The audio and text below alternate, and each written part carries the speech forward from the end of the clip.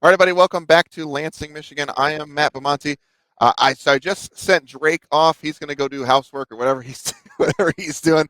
Special thanks to him for joining us for the end of the top 8 of our modern event and the first several rounds of our Pioneer event. So replacing Drake, we're going to have Devin O'Donnell. So Devin, come on in, man. We've been having a good time playing some Pioneer this morning. I'm hoping we can continue that trend once you've arrived.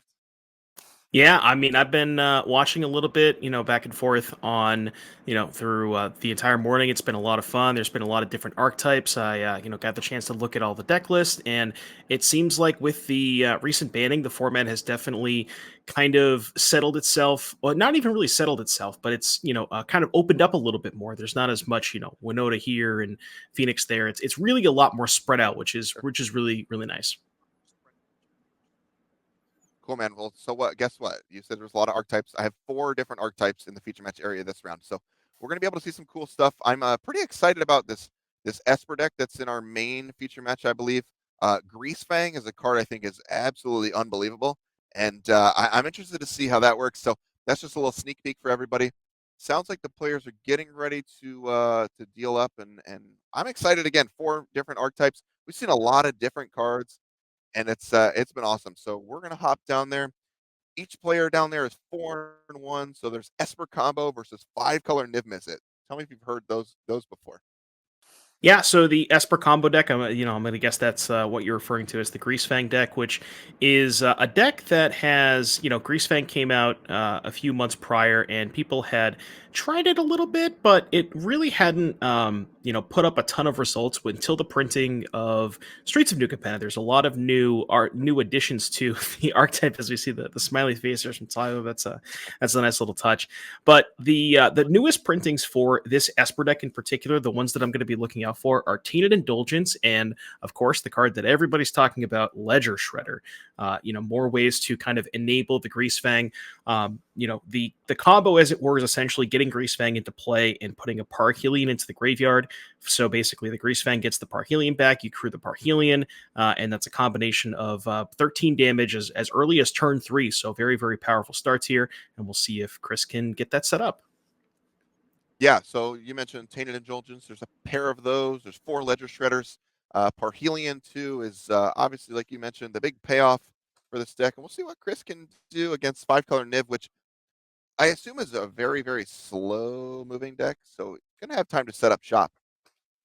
Yeah, this is essentially, we've seen a little bit of Rakdos mid range, which is, essentially the Jund deck of the format. This is kind of another version of that, where it's really just trying to play, trade 1-for-1 up the curve until it plays one of its power 5 drops, either Niv Mizzet or Bring to Light for Niv Mizzet, drawing a bunch of cards, refueling your hand, and it's really looking to, just really trade all the way up the curve until it plays one of its haymakers.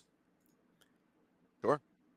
All right. There's Valki. That's a pretty decent start here if you're gonna play the 5-color deck. You don't have a ton of options at 2 mana, but Valki is definitely one of the better ones, and there's only one of those in this 5-color Niv deck, actually. Yeah, typically Valki is a card that you obviously would want in your deck to bring to light for, because there's interaction where if you cast Bring to Light for X equals at least 2 or more, which obviously you would at least because you're paying blue green for it. You can, if you get Valki off of Bring to Light, you can actually cast the back half of it, which is Tibalt Cosmic Imposter. Normally a 7 mana card, but Bring to Light allows you to cast the 7 mana card for free. Exactly, Tibalt Cosmic Imposter. So yeah, that's mostly what it's Yeah. in the deck for, is really just to turn Bring to Light into another threat that offers you some card advantage. Yeah, so pretty good there. Going to take that Ledger Shredder, which is obviously quite important to Chris's overall game plan. Yeah, it's interesting. I didn't get the. It's hard to tell with the glare, but I'm curious as to why Cris didn't deploy the Shredder on turn 2. I'm guessing that means he has a 1 mana card, and what Cris was trying to set up is Shredder plus 1 mana card, as you see the Thoughtseize here, because Cris really wanted to get the full value out of that Ledger Shredder. That's why he didn't deploy it on turn 2, which does make a little bit of sense, but obviously getting punished by that Valki here, because now we can't, we don't have the Shredder in play. It's kind of a funny hand there from Tyler. Just reveals 3 lands and a pair of Bring to Lights, and Cris says, "Yeah, I'm definitely taking one of those." Yeah, nice little a full house Uh, from Tyler here. Yeah, bonus for Tyler is he knows about the spell pierce that's in Chris's hand too, so able to play around that rather than just jamming into it and getting countered. Yeah, you mentioned that. Spell Pierce is a really good one to know about because, had Tyler not had that information, you might have seen, just jamming Bring to Light on turn 5, and, Cris would have essentially blown him out pretty well there. But now that the Spell Pierce is known information, likely not going to cast that Bring to Light on turn 5. All right. Looks like this Valki has turned into a Ledger Shredder now, so going to try and another land off the top, man. I think that's just all lands actually from Tyler. Yeah, we got the Mountain and the Bring to Light. Okay, we're going to trade for the Spell Pierce, which is maybe that means Tyler drew another threat and he's just okay with making that exchange because he knows he's going to, at some point it's going to happen. But like you said, if Tyler has a bunch of lands in hand, it might have been better to just kind of wait in a couple of turns so we can get to 7 mana, play that Bring to Light, pay for the Spell Pierce. Yeah. Man, another Spell Pierce for Cris, too. That's a backbreaker if you're in Tyler's seat. Yeah, and that one Tyler doesn't know about, so probably not going to play Yeah. around it. And that looks like going for the Indulgence here and going to go ahead and drop some things into the graveyard. Chris Smith has a really nice start to this game. Oh, for sure. Yeah, definitely has, we have the Greasefang in play, so anytime we find a Parhelion, we can just dump that right into the graveyard, especially now that we have Faithful Mending in the graveyard. So, for example, if Cris draws Parhelion, we could just flash back the Mending, dump the Parhelion into the graveyard, and kind of get going that way. Yes, a great start. Cris also has Dig Through Time in hand, so I mean, got a backup plan in case a little fail rate going on. It's a pretty cool deck. I like the way it's built. Yeah, Cris is deciding on what he wants to discard here. Looks like we're going to get rid of that Spell Pierce, which is kind of interesting, especially,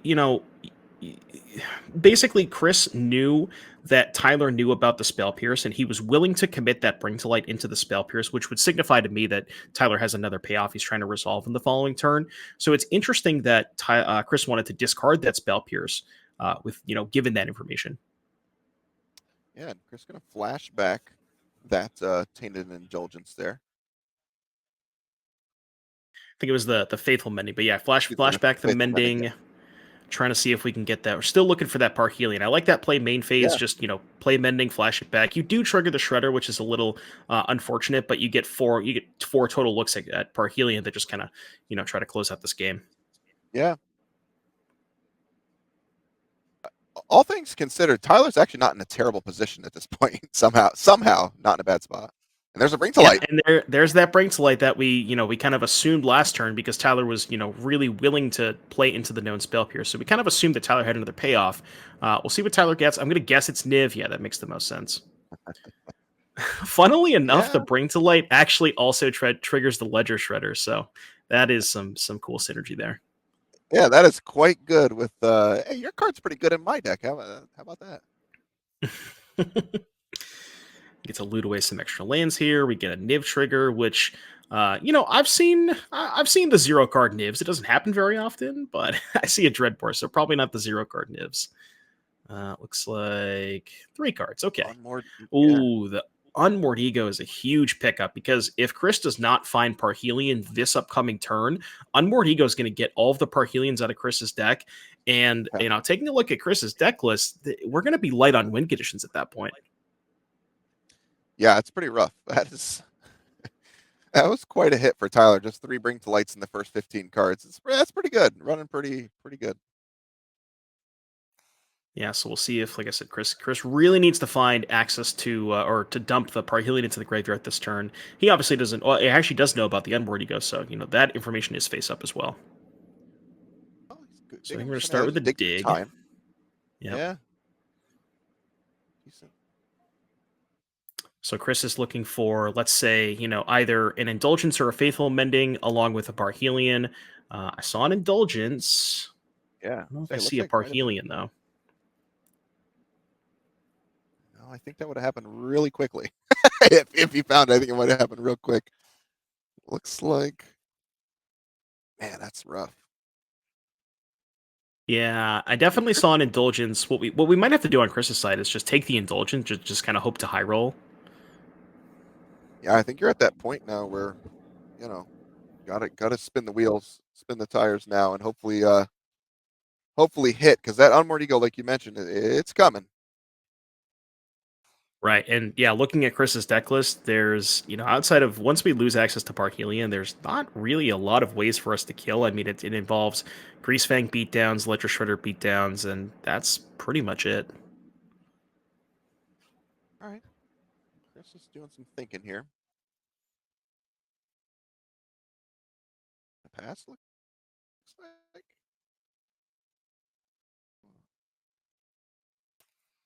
Interesting. He's Okay, he going did take for the some. Indulgence. Yeah, you kind of have to fire it here. Yeah, I'm with you. I'm totally with you. We got to loot off Look the at that Ledger Shredder. Shredder. Yeah. Yeah. Let's see. Needle Don't. push. Yeah. Don't see it. No. That one's not good. All right. I'm assuming So Tyler knows what's up. This one's probably gonna be tough for Cris to win. right. Yeah. Yeah. We're gonna see that Unmoored Ego cast, and yeah, even tried for the Greasefang too, just to make sure there's no additional threats here. And now it's gonna be rough. I guess there's Is that a Slaughter question. Do you Games from name? Tyler fan too? Might have been. Yeah, I'm pretty sure Slaughter Games in there too. Yeah, I believe he has one of the deck lists. And I guess the question is, do you name Greasefang? Do you name Parhelion?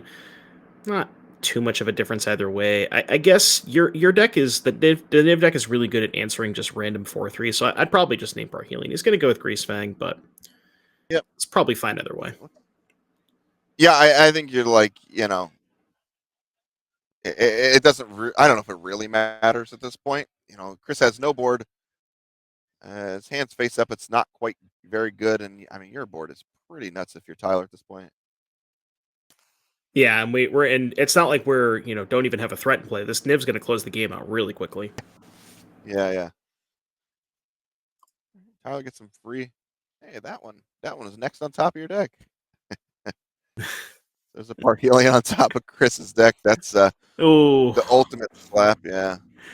oh man, one card deeper. And Cris looked at a lot of cards this game, just never, unfortunately, never found that Parhelion. Yeah. Nice for Tyler. He gets to take a peek through Chris's deck list, see if there's anything else, for the post board games that you might want to hit. Yeah, just get a good glimpse, even if you think this Esper combo deck. If you think you know every card in there, at least you get to get paid off and see everything too. So. Right, and then you get to know exactly what numbers, like how many, obviously 4 Greasefangs, 4 Parhelions, but the interaction, the number of spell pierces, that's a good one to know about for sure. Sure. All right, Cris doing the information Thoughtseize here. Big fan. Take some info on the way out. Yeah, there's that Slaughter Games Omnath. I've seen enough of this card. Please get it out of here. I saw enough of that yesterday. Get it off my camera, please. Yeah, we thought this was relegated only to modern, but Omnath rearing its ugly head. Yeah. I think it was Drake referred it to yesterday as to the essay, or the essay card. Yes. Yeah, that's right. All right. A little Ledger Shredder action here. Interesting sequencing. I wonder if he wanted to go Shredder first. But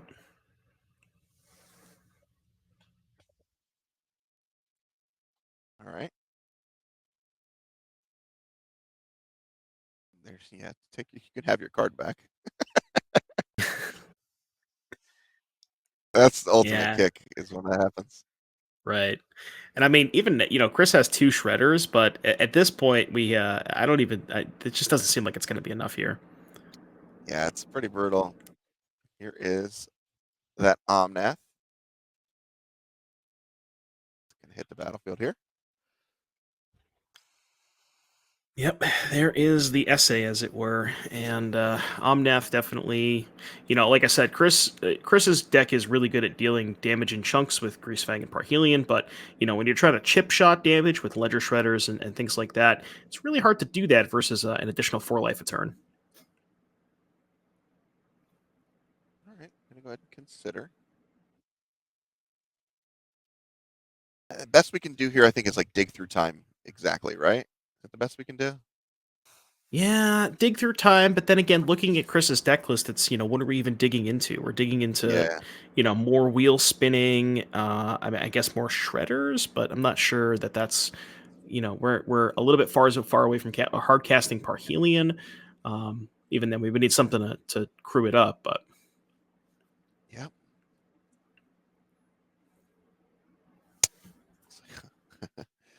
So Ledger Shredder coming down, Ledger Shredder number 2. It's got a couple considers, I think, in hand is what both these cards are. yeah. Do So we this get if you we get to like. do some triggering, but it's like I said, it's really just kind of, what are we even looking for at this point? That's the tough Right. thing. Funnily enough, Parhelion doesn't even match up that well against Niv because Parhelion's a 5/5, Niv's a 6/6. Right. Yeah, exactly. It's pretty rough. Even if we could hardcast it.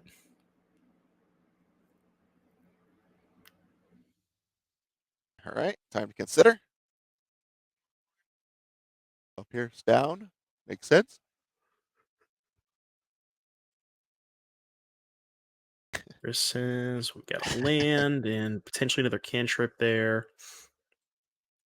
Can do some chump blocking, but Tyler's sitting in the familiar spot I mentioned yesterday, just arms crossed, like, yeah, all right, do whatever you want. You're dead next turn. that's usually how the Omnath player feels, right? That's, yeah. Yep. So, what's Tyler's last card there? I don't know. I know there's a Slaughter Games, obviously. I'm just wondering what that last one is. Yeah, it could be another payoff of sorts. Could be a Niv. Could be the fourth copy of Bring to Light. Try it. Okay. Do a little bit of cycle action. Oh, Dreadbore, Dreadbore. Yeah, and that will do it. yeah, that'll clean it up. So Tyler Matta in the 5-color Niv Mizzet deck, and a pickup game number 1 against Christmas Esper combo deck. I thought it was a pretty close one, honestly. I thought Cris was going to get there. Just it's just kind of like one of there's a fail rate in these decks, right? In these combo decks, and it just happens like that sometimes. Sometimes you'll go 30, 40 cards before you see your both combo pieces together.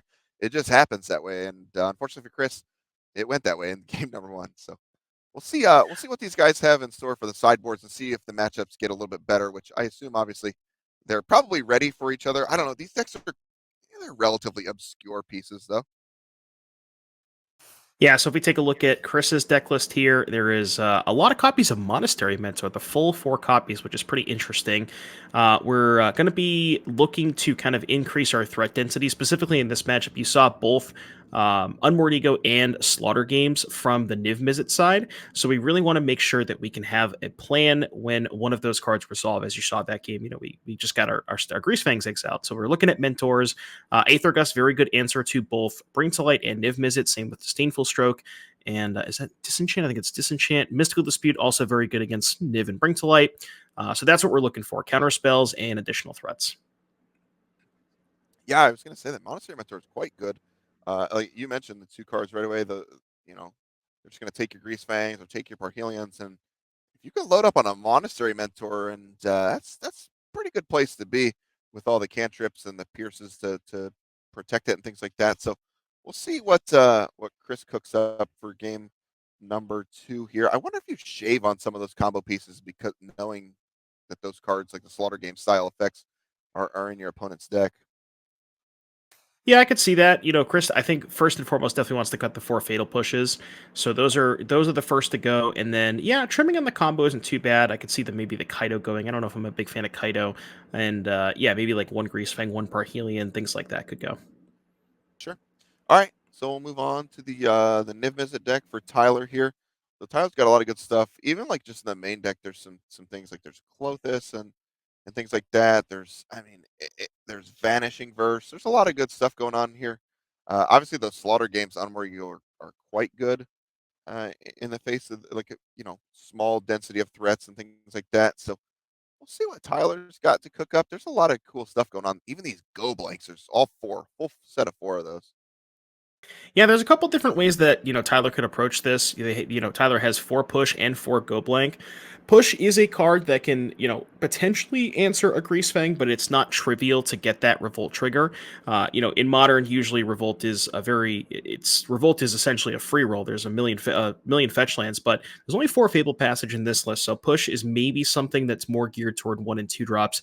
Go blank definitely a slam dunk against Greasefang and Dig Through Time. Mystical Dispute potentially to fight over the opposing spell pierces and things of that nature.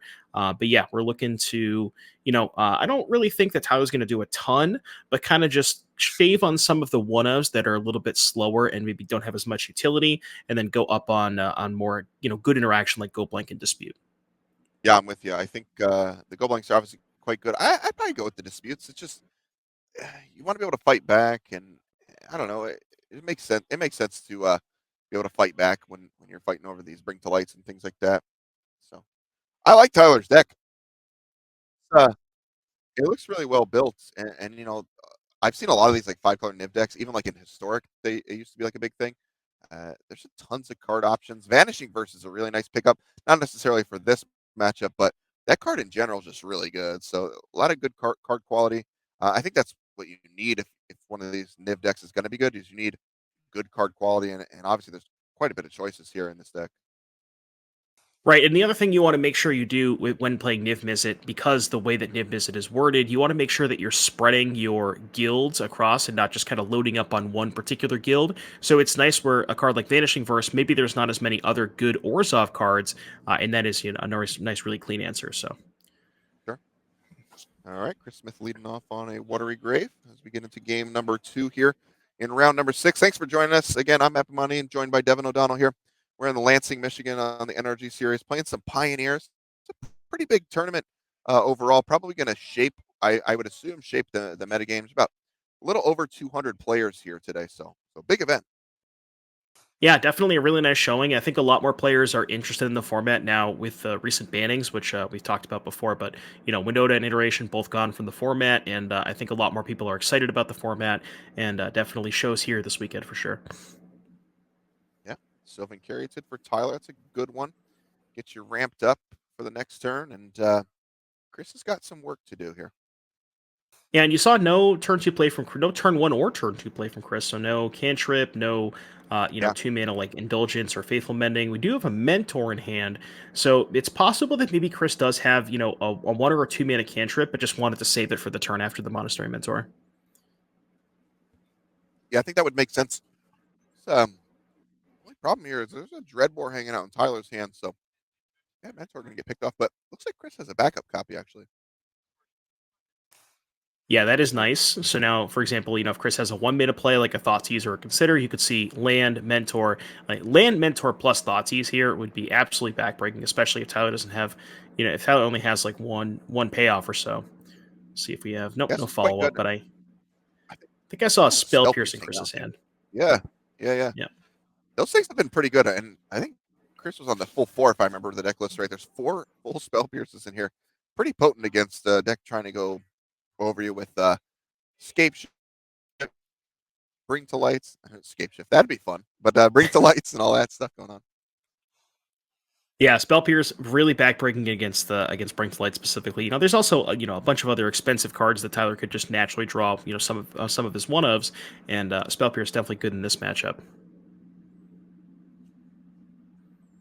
Doesn't get the Niv, but Yeah, another so carry to come down for Tyler. So coast is clear here for Tyler. This is a really good spot for Spell Pierce. Ooh. Man. Now that's really good for Chris there. Yeah, that is an incredible exchange. Notably, Tyler did do that on Chris's upkeep, so there's a couple of reasons for that. If you obviously saw that Cris does have 4 spell pierces, so if Cris does have a spell pierce, maybe the Mentor token doesn't get to attack this turn. Potentially, walking into a 2 mana or potentially 3 mana counter spell would be a hard cast dispute, but I think overall I like that play. How about Chris having his 3rd Mentor in his hand right now? Ooh. That's pretty crazy.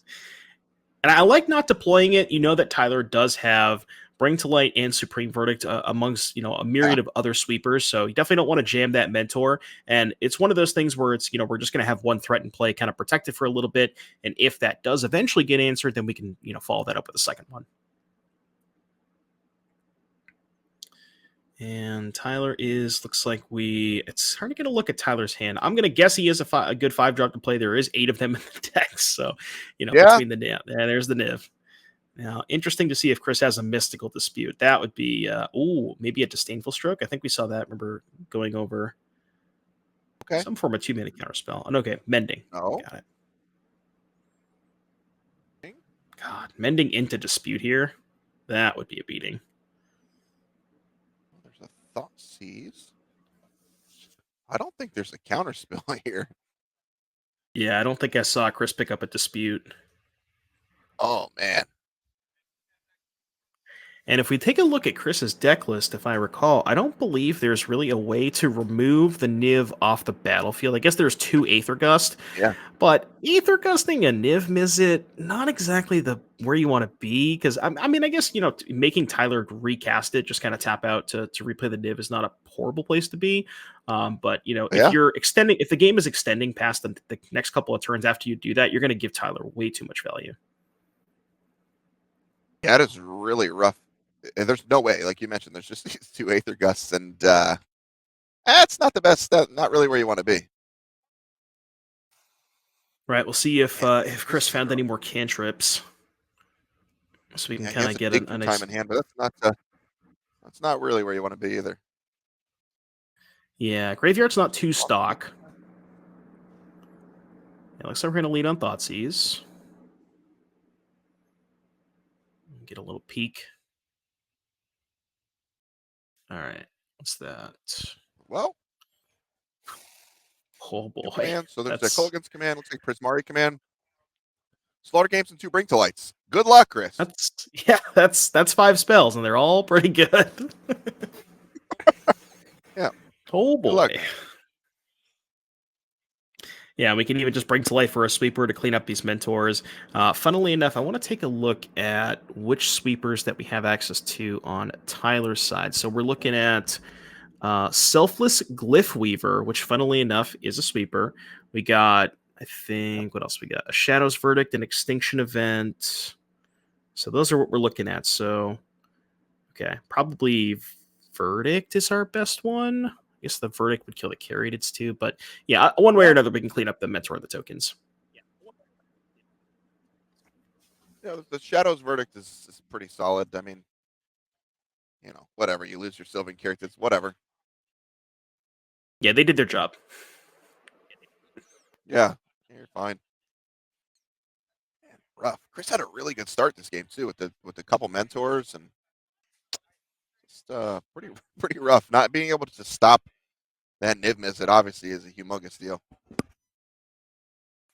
Yeah, it's kind of the opposite of last game, right? Where Cris had the good setup with the Greasefang for the combo last game, never found the Greasefang, never found the Parhelion. But this game, we kind of went all in on Mentor, and it's just the weird part about the Esper deck is you have these 2 different plans, and cards that are good against one plan may not necessarily be as good against the other. And it's like Cris kind of drew one half of his deck, and Tyler happened to draw the half of Tyler's deck that was good against what Cris drew. You know what I mean?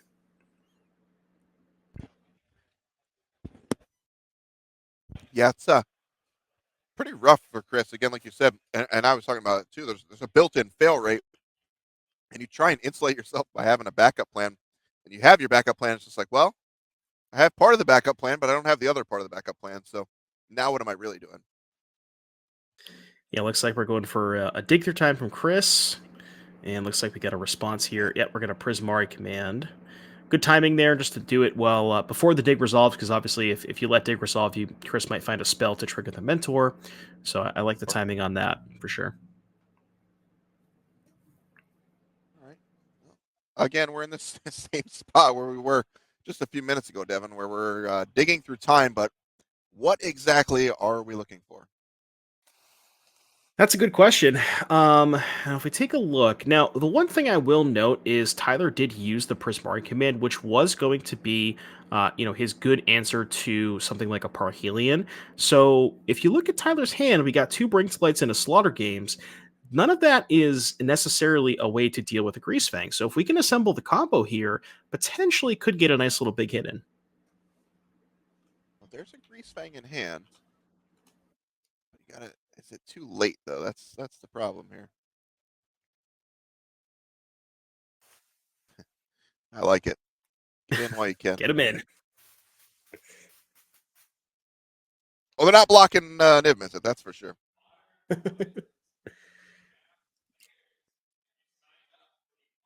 want to say I also saw Parhelion in Chris's hand, so I guess he found Uh, Greasefang I think Parhelion, you're but right. just didn't draw the way to discard it.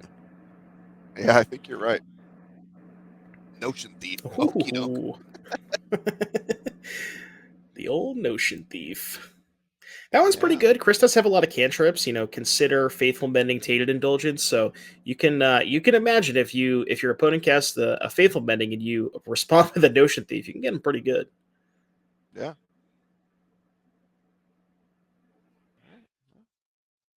Chris Smith under the gun here again.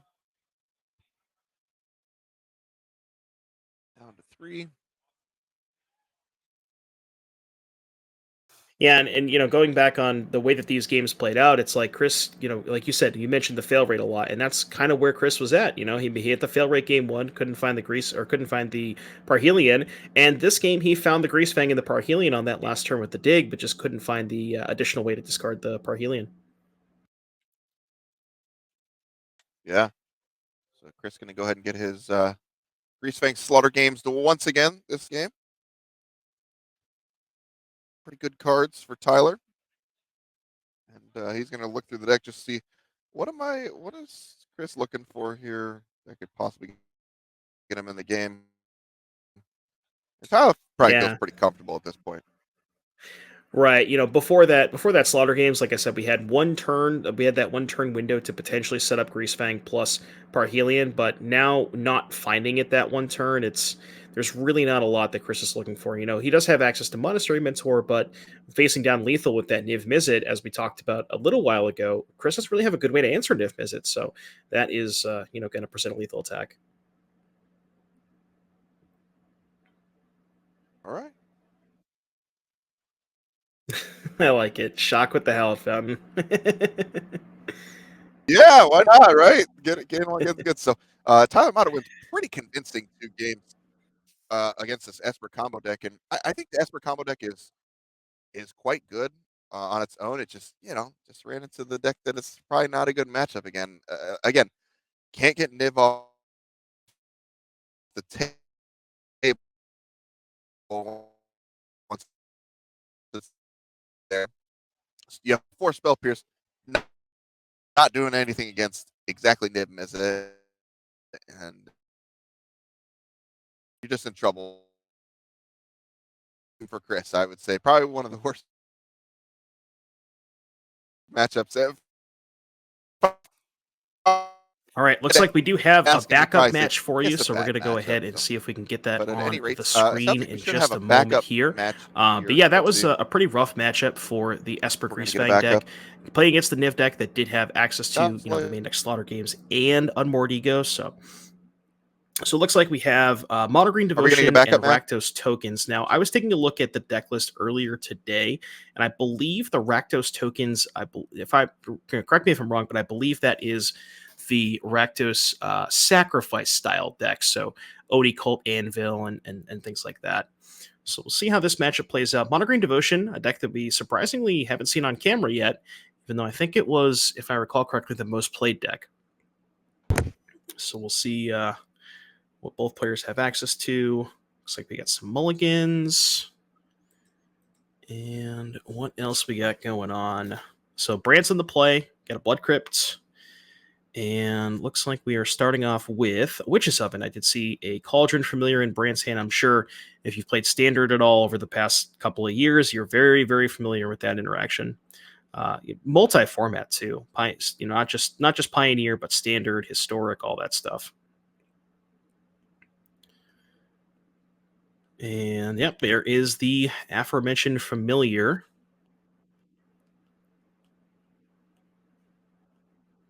I can hear you.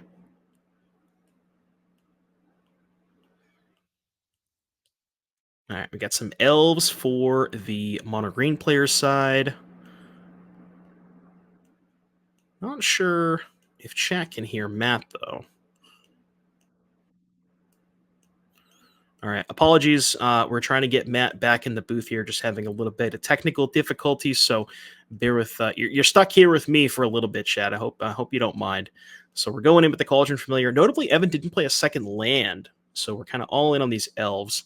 Now, what I want to do is I want to take a look at this deck list for the Rakdos player. I want to see if we got any Meat Hook Massacres, because that's in the face of 3 Llanowar elves, that could be something that we're definitely looking for here.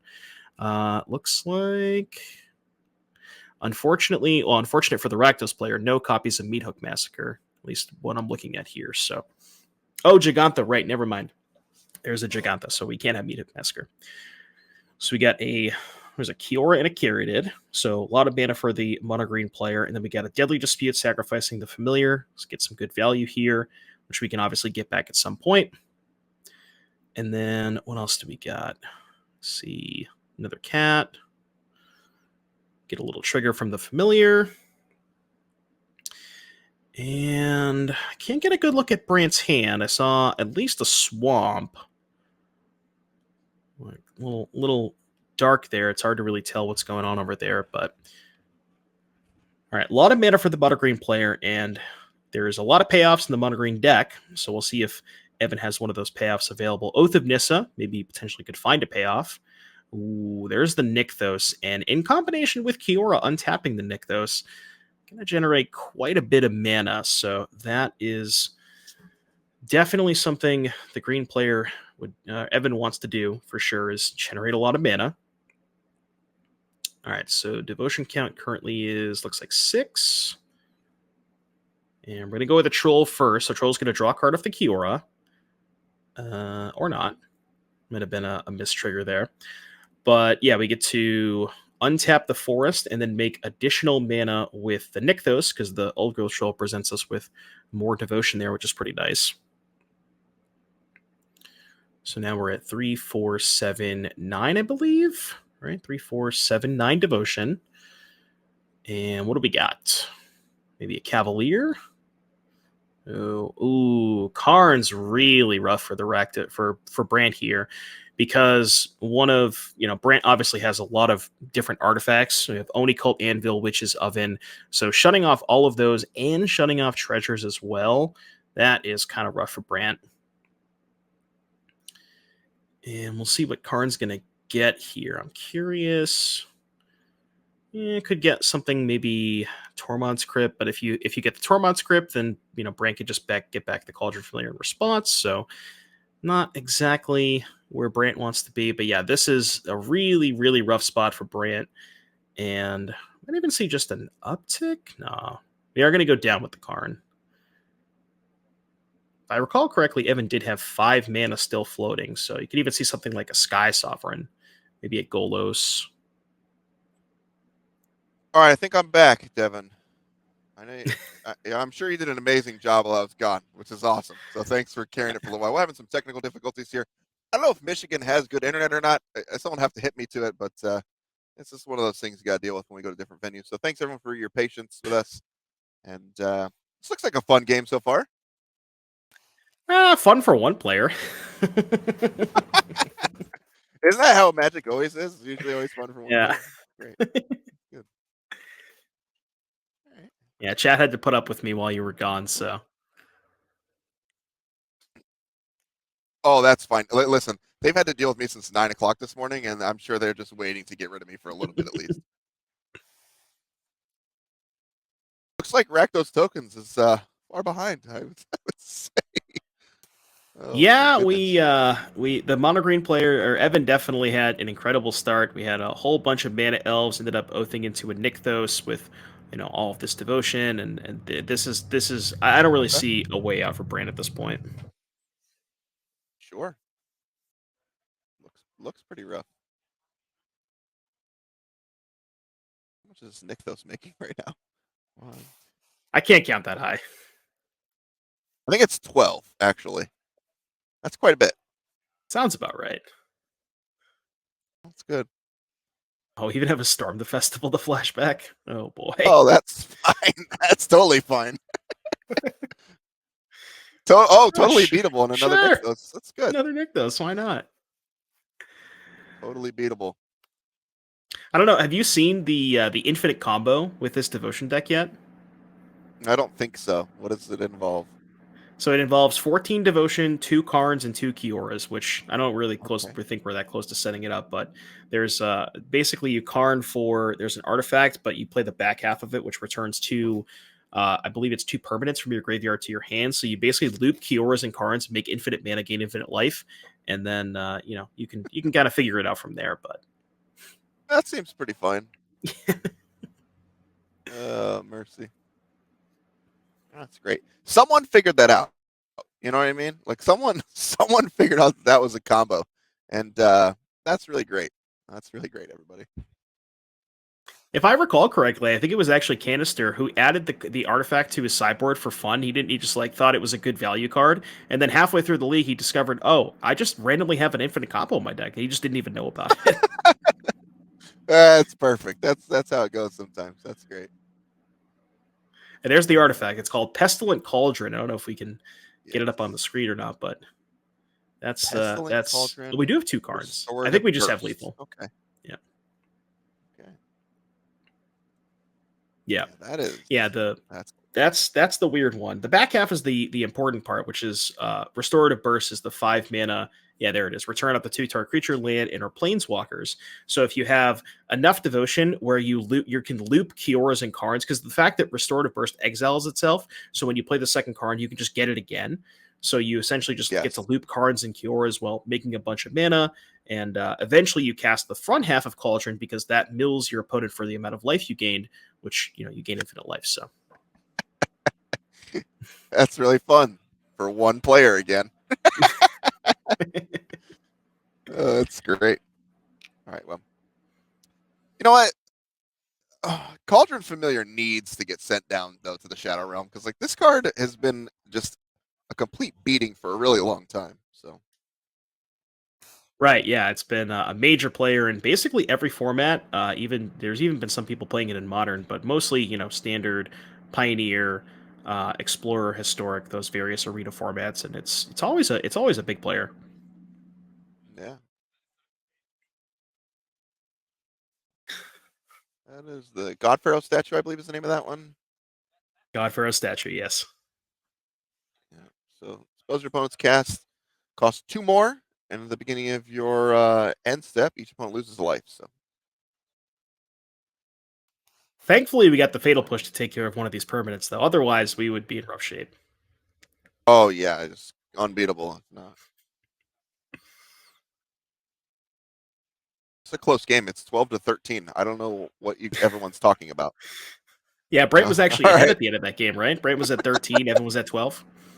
Yeah, all right, so we'll come back to that.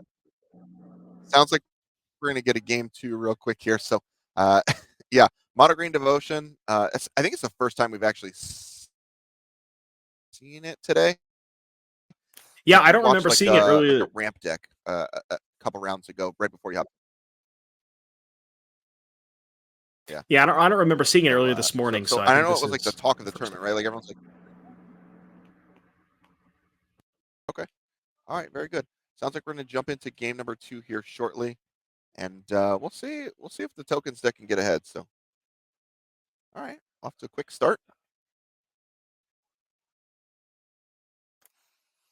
Looks like we got a Witch's Oven and an Experimental Synthesizer. No Cauldron Familiar as of yet to go with that Witch's Oven. Notably from the mono green side, no mana creatures, no Llanowar Elves, no Sylvan Caryatids. We do have the Wolf Willow Haven, so I guess that'll do the job. Yeah, it's a strange start. I don't know if that's like by design, if they remove some because of just because they can get picked off they can get pinged for 1, but I don't know. Right. Typically, Opposed in to these types of matchups, I play. I play a lot of the mono green devotion deck, and in these kinds of matchups where you're expecting a lot of like fatal pushes, mayhem devil triggers, things of that nature, you want to tend like any hand that can focus on either Woeful Haven or Sylvan Caryatid as its main acceleration means that you're not kind of relying on a card that's going to potentially get eaten up by a fatal push. yeah, that makes sense. All right. Just making land drops. Nothing to see here. And interesting, we see a Temple Garden, multiple Temple Gardens actually from Evan's side. Now, I'm going to pull up Evan's deck list. I believe that might be for some sideboard cards. If we can take a look. All right, so we got the deck list up. We got 4 Temple Gardens. Ooh, there is Let's a see. spicy one. It's a spicy one of in the sideboard. We got. I don't know if you can pull it up All on right. screen, but it's Oh, the a Cloud Cloud Steel Kieran. Steel Yeah, Kieran. That's an sure. Yeah, interesting yeah, one. yeah. That is definitely an interesting one. Yeah, There it that's a is. good one from Neon Dynasty, and yeah, it's an interesting little equipment. It's Yeah, making it, giving your not only giving your creature flying, but also, the text of you can't lose the game and your opponents can't win the game. Pretty powerful, pretty powerful text on a card, especially if your opponent doesn't have a lot of ways to interact with it. yeah. All right, Cavalier coming in. Cavalier is such a good card. It's so hard for these Rakdos little tokens decks to deal with too. Yeah, the sick part about Cavalier is it basically does 3 things. It finds you Nykthos, it provides you Devotion, and it mills Storm. And the fact that it does all 3 of those things on a really good body is just so ridiculous. All right. Well, there was the aforementioned Cavalier. Got a little Thoughtseize action from Brant As here. well, and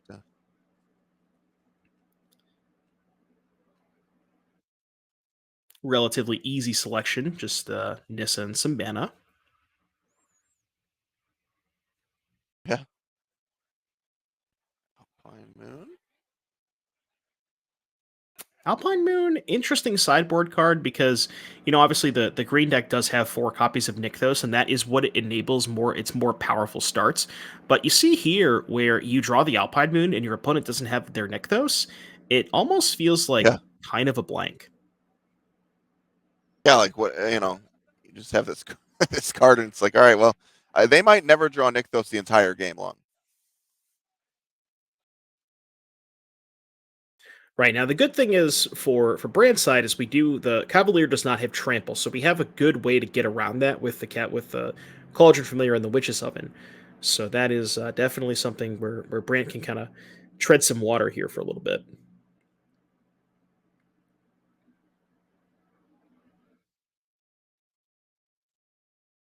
And we got a bunch more mana from Evan's side.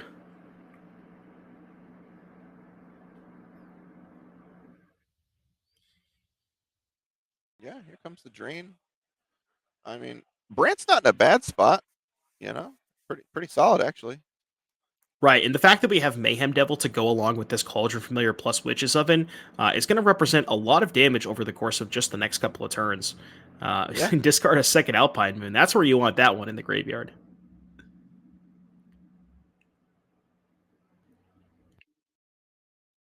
What's it look like for Evan to get back in this one?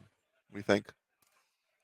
Given the fact that Evan is so low, it probably starts with Karn because Karn can shut off the Witch's Yeah. Oven, which can in turn also shut off a lot of what the Mayhem Devil is doing. So it probably starts with Karn, potentially Storm the Festival into say Karn plus something else. But yeah, the fact that Evan kind of just flooded out quite a bit here means that he's definitely got to find some action here, or else we're just going to die to these Devil triggers. Okay. Sure. And there it is. Did in fact die to the Devil triggers. All right. Coming back to us. So, yeah, I mean that deck just sounds like we're going to game 3. Is that right? Yeah. So we're going to jump right into game 3. That one kind of went the way that the Rakdos deck wants it to play. Right. Had a couple cats, an oven, a mayhem devil. It just That's just the cards that they play, and they get them every so often. It's a very consistent deck, and it's just good at what it does. Right, exactly. And it definitely helped that Evan drew, quote, flooded out a bit, drew a couple, Sylvan Caryatids and Kioras where, Evan really needed a threat. But yeah, setting up Cauldron Familiar plus Witch's Oven plus Mayhem Devil is exactly what this Rakdos deck is trying to do.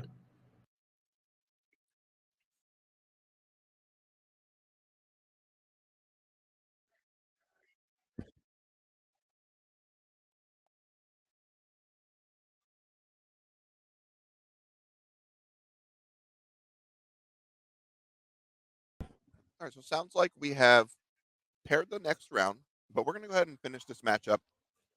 We got it sped up. We got feature matches picked, so while the players are walking down there, Devin and I will go ahead and finish up round number 6 here. Make sure we give you the maximum amount of coverage that we can. Try not to get downtime and commercials and all that stuff. It's kind of the nature of doing paper tournaments, but we do the best we can to give you the maximum Magic coverage and not just, staring at a loading screen for a while. Yeah, we're going a little fast here, but we'll see. So saw from the mono green side that we started with an Elf for Evan, which met a removal spell from Brant, and then we followed that up with some more mana along with an Old Growth Troll. Now there's the 3-card combo. We have Oven, we have Familiar, and we have Mayhem Devil. So we're gonna take a look and see if Evan has an answer to this. Most notably, I think Karn is probably one of Evan's better cards here to shut off the Familiar, or excuse me, shut off the Witch's Oven. But outside of a Karn, Brant can really get some nice chip damage in here.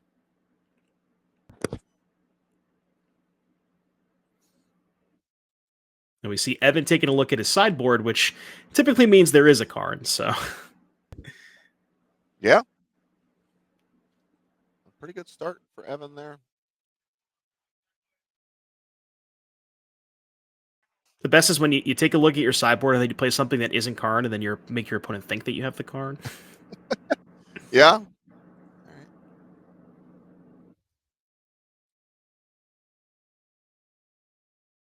Karn's starting off with a ton of loyalty too. It's pretty rough for the Rakdos deck.